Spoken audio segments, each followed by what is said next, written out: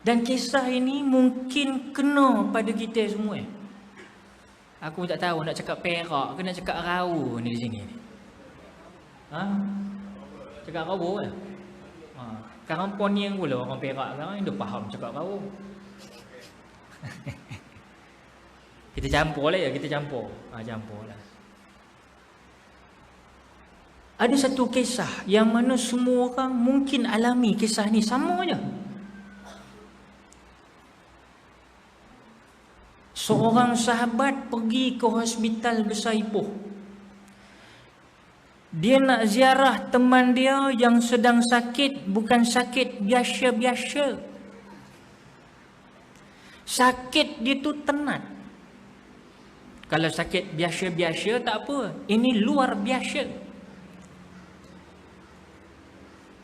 Berselirat wayar dia dekat wad tu, dia seorang yang berselirat wayarnya, masuk kot lubang mana boleh masuk, masuk. Saya yakin tuan-tuan perempuan ada pergi ziarah kawan-kawan kita macam tu di hospital besar. Bila kita ziarah orang sakit, sahabat kita ni yang selalu dengan kita semayang satu saf kita di surau At-Taqwa, yang selalu berpuasa di surau At-Taqwa, yang selalu buka puasa di surau At-Taqwa, yang selalu solatul tarawih di surau At-Taqwa, yang kalau misal kata Pak Bilal besok lagi 2 bulan ni, Pak Bilal kata Allahumma sholli ala Muhammad, dia yang paling kuat menjawab di belakang sallallahu wasallam alaih katanya. Rupa-rupanya dia dah ada di hospital sekarang. Selirat wayar. Kita tengok dia, ya Allah, tak sanggup aku tengok kau rupa ini. Bila dia tengok sahabat qarib dia datang menziarah, Allah, segar dia tuan-tuan. Saya ada seorang sahabat, Allah yarham, almarhum Ustaz Khairuddin.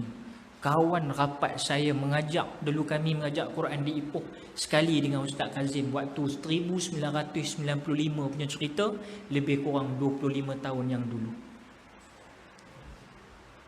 Dia sakit, orang Simpang Puleh. Dia sakit, saya waktu tu dah terpisah, saya di Kuala Lumpur. Tapi bila saya dapat berita kami dah terpisah jauh, saya datang, dia duduk di kuarantin di dalam bilik cermin, seorang pun tak boleh masuk.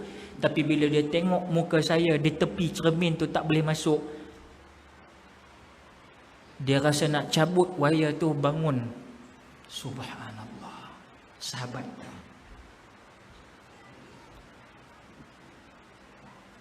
Tuan-tuan perempuan mungkin pergi ke sahabat yang sedang begitu, dia pun tarik tangan kita, dia pun tarik tangan kita, bukan kata tangan kita, kita pun sendiri mendekatkan kepala kita kepada dia, ke mulut dia yang tak boleh nak berkata-kata dah. Sifat kalam yang Allah pinjamkan kepada si fulan, kepada sahabat kita ni, Allah dah mula tarik. Sifat boleh berkata-kata. Berat perkataan dia tuan-tuan. Dia pun rapat dengan kita. Dia tarik kita ke muka dia. Kemudian dia bisikkan sesuatu dengan genangan air mata, dengan lafaz tersangkut-sangkut. Dia kata kepada kawan dia yang datang dari Kuala Ripang ni, dia kata apa? Mat, jika kau tak nampak aku besok dalam syurga Allah, kau tanya pada Allah di mana aku. Kau tolong aku ketika itu.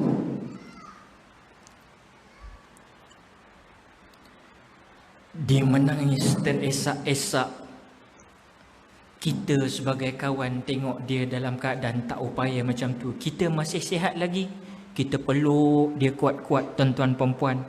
Kita letakkan muka kita ke bahu dia. Kita bisik pada dia apa dia? InsyaAllah, Ma'e, insyaAllah. Ada ke nama Ma'e sini? Tak ada ya, pinjam kejap ya. Tidak tak seronok cerita. Kita pinjam kejap. Sabarlah Ma'e, insyaAllah, insyaAllah. Aku juga mohon kat engkau, buat begitu juga kalau engkau tak nampak aku di dalam syurga nanti Ma'e. Mungkin kita dua sahabat, seorang sihat, seorang tak sihat ni menangis bersama-sama tak berapa lama tuan-tuan perempuan. Tapi kita takkan mampu duduk lama-lama menemani dia di hospital tersebut. Betul? Waktu melawat habis, kita turun daripada hospital Ipoh, Pak Gad pun nyenggir mata rupa kita. Waktu dah tamat, keluar katanya. Misal orang melintang rupa ini. Kita pun takut, cota dia pegangnya.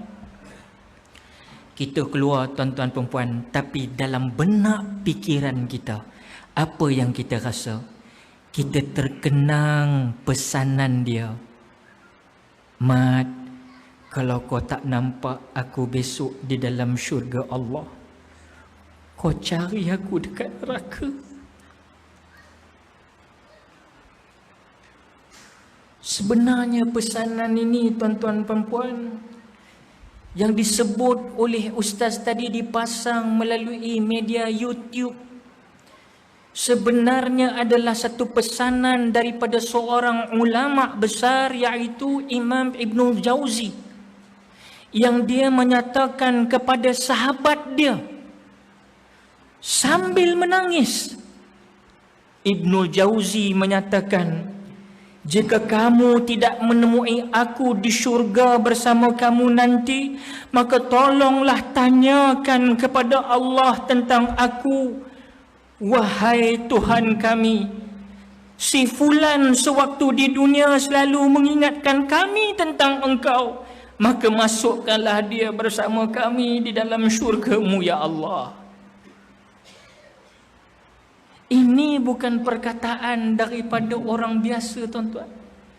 Seorang ulama tersohor, ulama yang warak, yang hebat, pakar fiqh, pakar hadis, Ibn Jauzi, dia sendiri katakan kepada rakan-rakan lain, seandainya kalian tidak menjumpai aku di dalam syurga Allah, cari aku di neraka Allah, tarik aku. Allahu Akbar. Sadiqaka man sadaqaka la man saddaqaka. Sahabat sejatimu adalah yang sentiasa jujur, yakni kalau salah dia ingatkan kita, bukan yang sentiasa membenarkanmu walaupun dalam kita keadaan salah, dia biarkan kita rupa biasa-biasa je. Ini pesanan para alim ulama. Sahabat yang benar-benar sahabat dalam tubuh adalah orang yang sentiasa jujur. Kalau salah perilaku kita, dia tegur. Kalau kita benar, dia kata benar. Dan dia tidak sentiasa membenarkan kita kalau kita ketika itu berada di dalam kesilapan. Itu sahabat. Cari kawan yang baik, pegang tangan dia elok-elok, dan sampai Ibn Jauzi menyatakan, kalau boleh, kalau tak jumpa teman-teman kita itu nanti di yaumil mahsyar berada di dalam syurga Allah, yang kita ingat dia ni pasti agak-agak macam set-set orang masuk syurga Allah. Sekali tak ada dalam syurga Allah, kita cari balik di dalam neraka Allah, minta izin kepada Allah Subhanahu Wa Taala. Sebagaimana apa yang pengerusi sebutkan tadi, ada lagunya. Apabila tiba di pintu kedua, jangan tawarkanku sendu dan air mata. Apa yang ku perlu di saat itu, bisikan syahadah di telingaku. Wahai kawan, carilah ku di neraka, andai nanti tidak kau temui aku di syurga. Lebih